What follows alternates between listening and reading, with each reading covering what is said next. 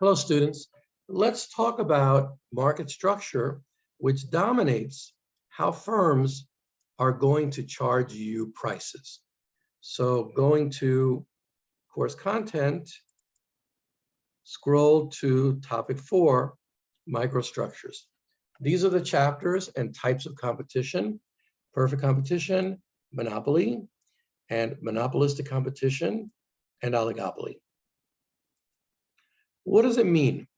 Perfect competition is a very average, homogeneous, common product that you can get anywhere.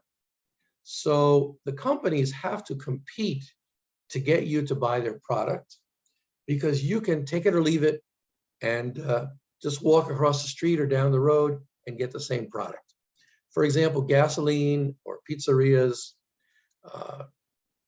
sandwich shops, you could choose a similar product very nearby.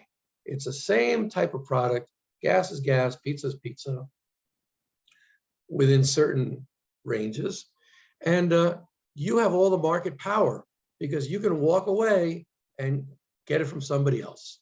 So if you go into a gas station, they're charging $20 a gallon. You can go down the road and get it for $3 a gallon. Then that gas station must lower their price to the lowest cost of their competitor, $3, or they're going to go out of business. Nobody will go to pay the $20 because you, the consumer, have the power. You have all the choice available to you. So perfect competition is the best for the consumer and for society. Companies will compete to bring their costs down as low as they can, close to the cost, so that to get as many customers as they can. Otherwise, a few pennies above the competitive market price, everybody will leave them because they can save the few pennies down the road. That's perfect competition. At the opposite end is the worst for society, monopoly. Something like a Google or the electric company and so forth. There is only one seller selling that one product. You have no choice.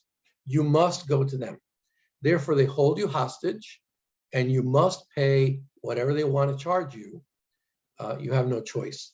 In the case of Google and Twitter and Facebook, they tend to deplatform their competitors, and they have huge networks that make it very difficult for new competitors to get in.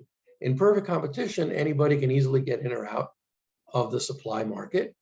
But in monopoly, like the electric company, it's such a huge investment that nobody can get in, almost. And they can use their vast power and money to keep other competitors out. So this is the worst for you. You have to pay up whatever they want to charge you. You get the monthly electric bill, you can pay it, or you can go without electricity. You have no other choices. So monopolies are very bad for society. They will charge higher prices and produce less supply so that the price gets moved up. The government should try to either regulate them or break them up, but except for the electric companies, they really don't act against most of these large companies since the 80s. In the case of Google, Facebook, or Twitter, you're not paying anything, but they're using your information to sell it to advertisers, and therefore they charge the advertisers more money, and the advertisers, when they sell goods, they're going to charge you more money to pay Facebook and Twitter and so forth. So you don't see the cost, but you're paying it every day. Let's talk about oligopoly. Oligopoly is not one major company that may have like an 80, 90% of the market. Maybe it might be 4, 5, 3, 2 companies. Something like the cable companies. In many places, you can only choose Xfinity, Comcast on the one hand, Fios on the other. So they're both trying not to compete with each other. They're trying to align their prices with each other by imitating each other.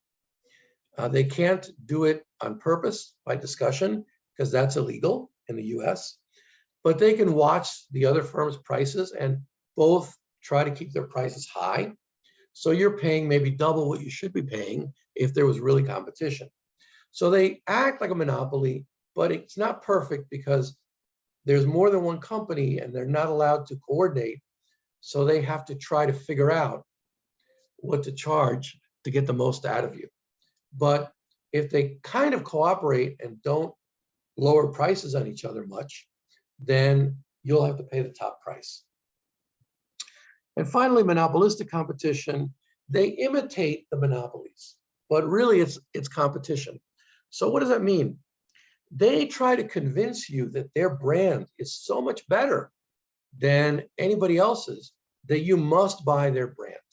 So even though you don't have to buy the Colgate, you can buy the Crest, they can, through advertising and differences in the product quality, like a taste, tartar control, whitening, whatever they do, they can try to convince you that their product is the only one that you want through brand advertising.